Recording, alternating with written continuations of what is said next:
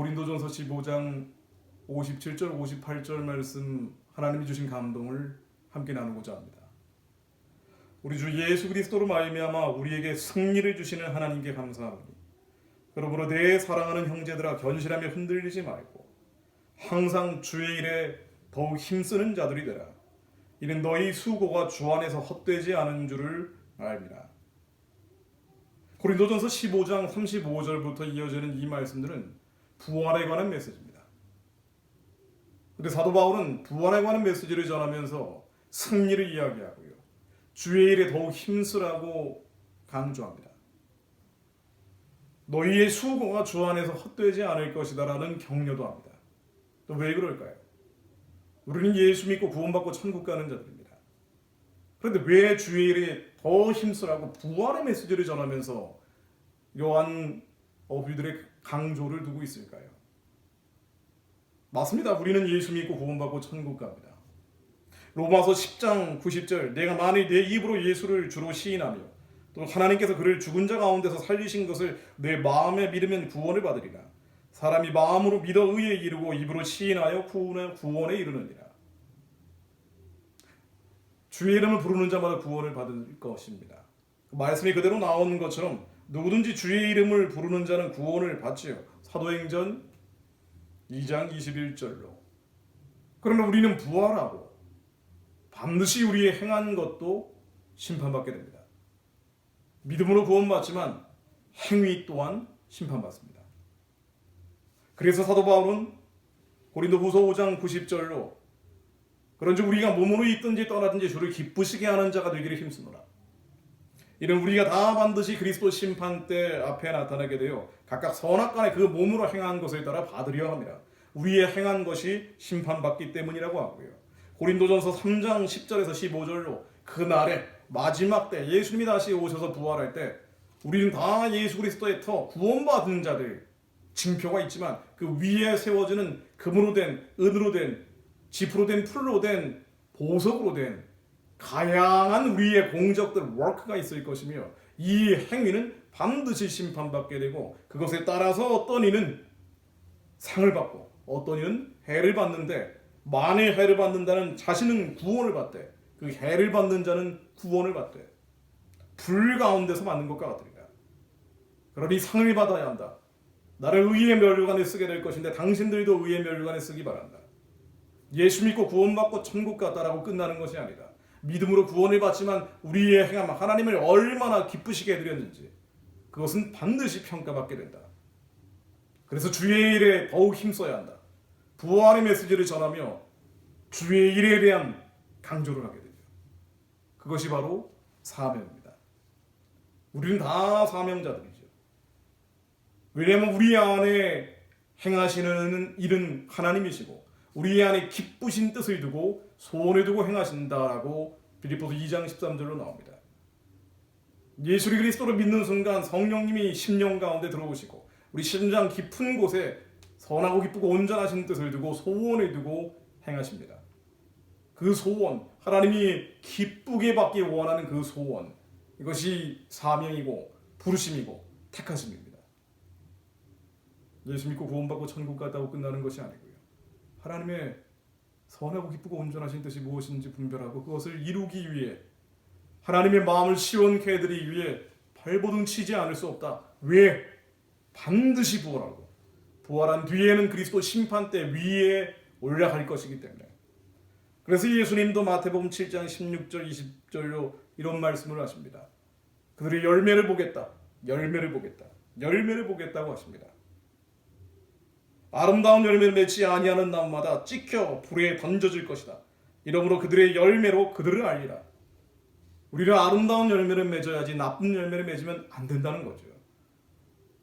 우리 안에 모두 예수 그리스도의 터가 있을지 모르지만 우리의 행한 것들, 하나님이 주신 감동들, 나라와 민족을 위해 기도하라는 감동을 주셨음에도 세상의 풍파와 모진 시련 앞에서 무너져버리고 하나님을 기쁘시게 해드리지 못한 채 그래도 예수 믿고 구원받고 천국은 가겠지.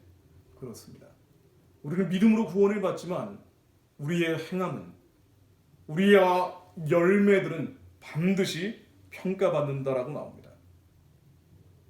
그런데 하나님의 일을, 주님의 일에 전력을 다하라고 하는데 하나님의 일을 감당하려면 어떻게 해야 하나요? 사실 더 큰 문제는 여기서부터죠. 하나님의 일을 감당하고 싶지만 도저히 우리의 힘과 능력으로는 불가능할 때가 많습니다. 에스겔의 마른 뼈와 같은 환경에 처해질 때도 많습니다. 예수님이 이렇게 얘기하셨습니다. 어떻게 해야 되는가? 마가복음 8장 34절입니다.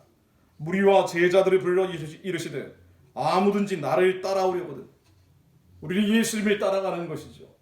그런데 예수님을 따라가려거든 자기를 부인하고 자기 십자가를 지고 나를 쫓을 것입니다. 자기를 부인하라. 자기의 십자가를 져라. 하나님의 사명은 십자가입니다. 우리에게 하나님이 부여하신 십자가입니다. 나라와 민족을 위해 기도해라. 거창한 것들만 있는 것이 아니죠. 자녀들, 가정, 모두 우리의 십자가입니다. 피해 달아날 수 없는 골리앗이 곳곳에 숨어 있는 십자가입니다. 이 십자가를 지기 위해서는 자기를 부인해야 한다. 마태복음 10장 38절 39절입니다. 또 자기 십자가를 지고 나를 쫓지 않는 자도 내게 합당치 아니하니라. 자기 목숨을 얻는 자는 잃을 것이요 자기 목숨을 잃는 자는 얻으리라. 우리는 십자가를 지고 가는 것입니다. 하나님이 우리에게 맡기신 사명들, 자녀를 향한, 가정을 향한, 나라와 민족을 향한 2020년 4월을 살고 있는 우리들은 이 시대와 장소에 하나님이 부르시고 택하신 이유가 있습니다. 한국 사람으로 태어나게 하신 이유가 있죠. 이 가정을 허락하신 이유가 있고요. 이 자녀들을 허락하신 이유가 있습니다. 이것이 부르심이고 택하심이고 사명이고 십자가입니다. 이 십자가를 지기 위해서는 자기를 부인해야 한다. 그렇습니다. 내가 살아있으면 십자가를 질 수가 없죠. 나의 자존심, 나의 명예심, 세상살에 대한 걱정, 근심, 염려, 이 지긋지긋한 염려, 두려움, 죽기를 두려워함으로 평생의 사단의 종노릇하게 만드는 두려움,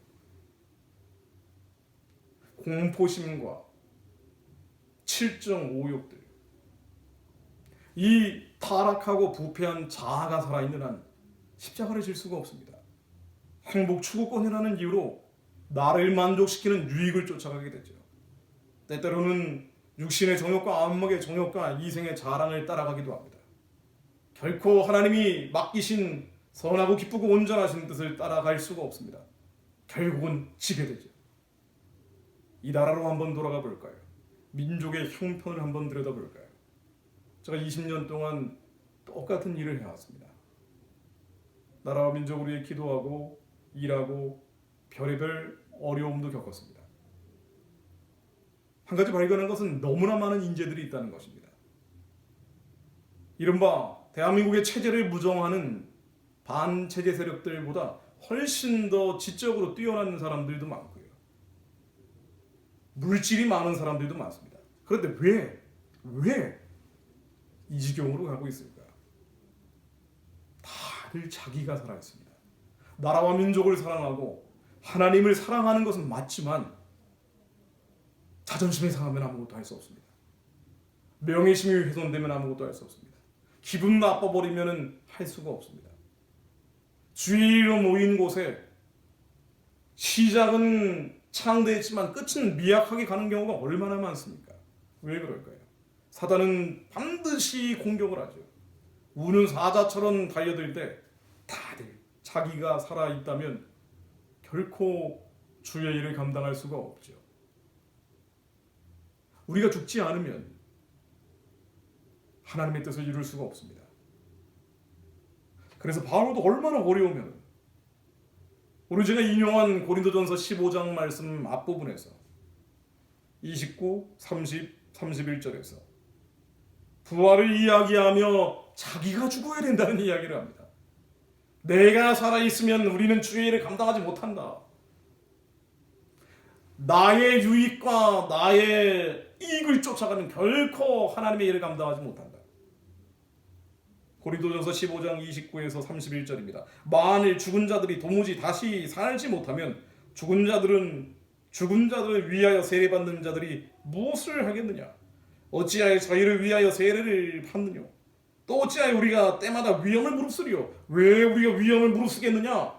왜 하나님의 일을 감당하기 위해서 온갖 시련과 환난과 고난과 숱한 소송과 법률 투쟁과 이 어려움들 내가 겪겠느냐? 하나님이 우리를 다시 살리실 것이기 때문에. 형제들아, 내가 그리스도 예수 우리 주 앞에서 가진 바 너희에게 대한 나의 자랑을 두고 단언하노라. 내가 하나님의 일을 감당할 수 있는 이유가 있다. 그건 뭐냐? 내가 단언하노라. 나는 날마다 죽노라. 우리가 살아있으면 하나님의 일을 감당할 수가 없습니다. 그래서 예수님은 자기를 완전히 비워버리셨습니다. 나라는 것 자체가 없어져 버렸습니다. 빌립보서 2장 5에서 11절, 빌립보서 2장 5에서 11절. 너희 안에 이 마음을 품으라. 그리스도 예수의 마음이니 그런 근본 하나님의 본체시나 하나님과 동등됨을 취할 것으로 여기지 아니하시고 하나님이신데 이 하나님이 오히려 자기를 비워, 영어로는 but made himself nothing입니다. 자신을 nothing으로 만들어 버리셨습니다. 자기를 완전히 부인해 버리셨습니다. 오히려 자기를 비워 종의 형체를 가져 사람들과 같이 되었고 사람의 모양으로 나타나셨으며 자기를 낮추시고 humbled himself, 그 자신을 험불하게 만들어 버리셨습니다. 죽기까지 복종하셨으니 곧 십자가에 죽으십니다. 내가 살아있으면 주의 일을 감당할 수 없습니다. 주의 일을 감당한다, 나라와 민족을 위해 하나님을 위해 의지를 다짐하고 주먹을 불끈 쥐고 나선다는데 알량한 내가 살아있는 한 반드시 분쟁이 일어나고요. 서로 손가락질하며 분열과 다툼으로 끝이 나고 맙니다. 숱하게 지켜봤습니다. 예수님은 자기를 비우셨고요, 낮추셨습니다. 이러므로 하나님이 그를 지극히 높여 모든 이름 위에 뛰어난 이름으로서 하나님의 있는 자들과 땅에 있는 자들과 땅 아래에 있는 자들과 모든 무릎을 예수의 이름에 꿇게 하시고 자기를 완전히 비워 자기를 완전히 낮췄더니 하나님께서 그를 지극히 높이셨습니다. 그렇지요. 북한을 구원하고 복음 통일하고 선교하고 이뤄내는 길이 어디 있을까요? 자기를 낮춘 자들, 자기를 비운 자들, 나는 아무것도 아닙니다, nothing으로 만드는 자들, 재주가 어마어마하게 있는 이들일수록 나는 아무것도 아닙니다, 완전히 비어 예수 그리스도처럼 험불해지는 자들이 일어날 때 하나님이 그를 지극히 높이실 것입니다. 우리 안에 행하시는 이가 하나님이시기 때문에 하나님이 우리를 통해 역사하실 것입니다.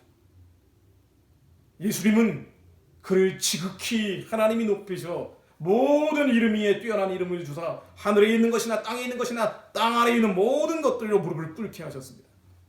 우리 안에 계신 분이 예수 그리스도이시기에 주님께서는 우리가 죽어질 때 우리 안에 예수 그리스도의 이름으로 역사하실 것입니다. 왜 하나님이 큰 꿈을 꾸는 자들이 모진 시련과 끔찍한 고통을 겪게 될까요? 저도 항상 물어봅니다. 하나님 왜 이렇게 하십니까? 자기를 비우고 자기를 낮추고 나는 아무것도 아닙니다. 험불하게 겸손하게 만들기 위해서죠. 다윗의 고통도 그것이었습니다. 시편 22편 6절로 나는 벌레요 사람이 아니라 사람의 회방거리요 백성의 조롱거리입니다. 우리는 벌레입니다. 사람이 아니요 회방거리요 조롱거리죠. 온갖 비난과 비방과 욕설을 들으며 살아왔습니다. 다윗도 그렇게 살았고요. 그거 별거 아니다. 나의 타락하고 부패한 겉사람이 당하는 것일 뿐 나의 영은 전혀 손상되지 않는다. 누가 우리를 그리스도의 사랑에서 끊으리요? 환난이나 핍박이나 기근이나 위협이나 적신이나 칼이랴. 어떠한 것도 예수 그리스도 안에 있는 하나님의 사랑으로부터 우리를 끊을 수 없느니라. 나는 벌레요 사람이 아니요 회방거리에 불과하지만 회방거리로 조롱받고 있지만 그럼에도 내 안에 예수 그리스도는 장성한 분량으로 계속 성장해 가고 있다. 그때 하나님이 역사하실 것입니다. 북한 구원과 복음 통일과 선교 항복을 이루기 위해 자기를 부인하고 십자가를 지는 자들이 일어날 때 하나님께서는 때가 됐구나.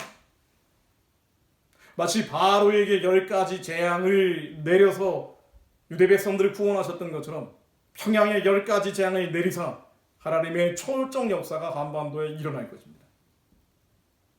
저는 그렇게 믿고 예수 그리스도 이름으로 기도합니다.